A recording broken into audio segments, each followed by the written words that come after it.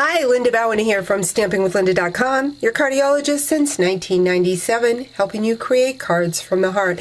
Today is my What's Up with Stampin' Up, and I'm showcasing again this beautiful Butterfly Basic stamp set. This is found in the Occasion catalog that was just released, and it has 11 stamps and 3 beautiful butterfly framelits. I showed you a couple of the framelits previous videos, but now I'm going to show you that large butterfly framelit. Looks like the swallowtail butterfly. I'm going to bring in my Big Shot again. I need to use a shim underneath my first cutting mat. Need that wax paper. It is a given when you're using a detailed framelit like that. So I'm going to run that through, and remember, we want to run it through once and then run it through the second time. Sometimes even the third time may work, but usually with my machine and that shim, 2 times is enough to get all of the detail from that framelit. So just going to bring in my paper piercer, and I find that that just allows those pieces just to pop right out. Again, I know there has been concern whether this cuts well or not. It is a beautiful cutting framelit. But the secret, of course, is using that wax paper and then just poking out your individual pieces. I showed you on my video yesterday how you want to save that wax paper to use for a resist technique. It also is just a thin piece so that you can layer that butterfly if you want with that wax paper and not do the resist like I showed you yesterday. Let's see, missed a few spots there. Let's turn it back around.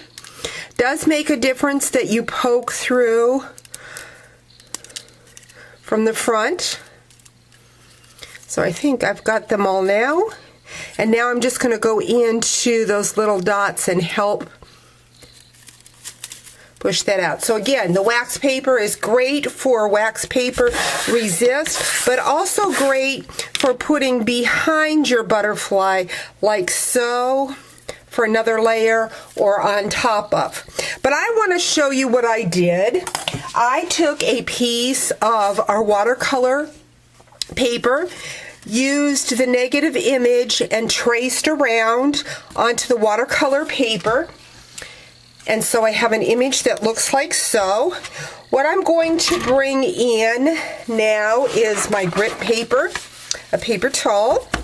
I have taken our clear stamping case and cut it so that I have a palette to work from.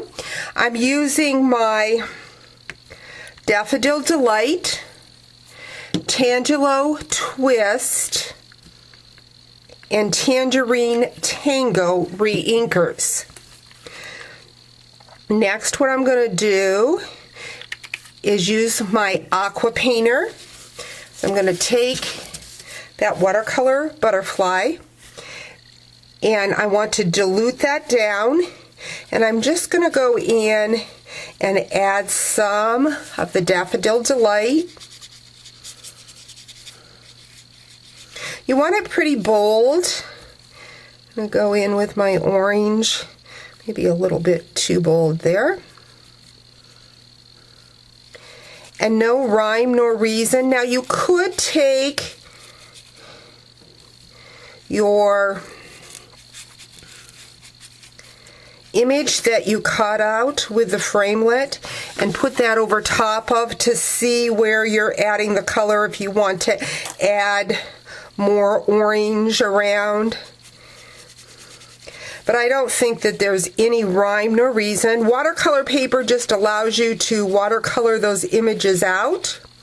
Again, I am using 2 shades of the orange and the yellow. This is pretty wet at this point, but you just need to let that dry. And I found why it's wet, if I just kind of bend it up, then that gives me character, so that when I put my butterfly on, I have, again, it's wet, very pretty watercolor look. Want to show you my creative fold that I'll be sharing on Tuesday, so you want to check back. There's that beautiful butterfly, and here is my creative fold, like so. So check back on Tuesday for creative folds with Stamping with Linda. Thanks for joining me. Talk to you real soon.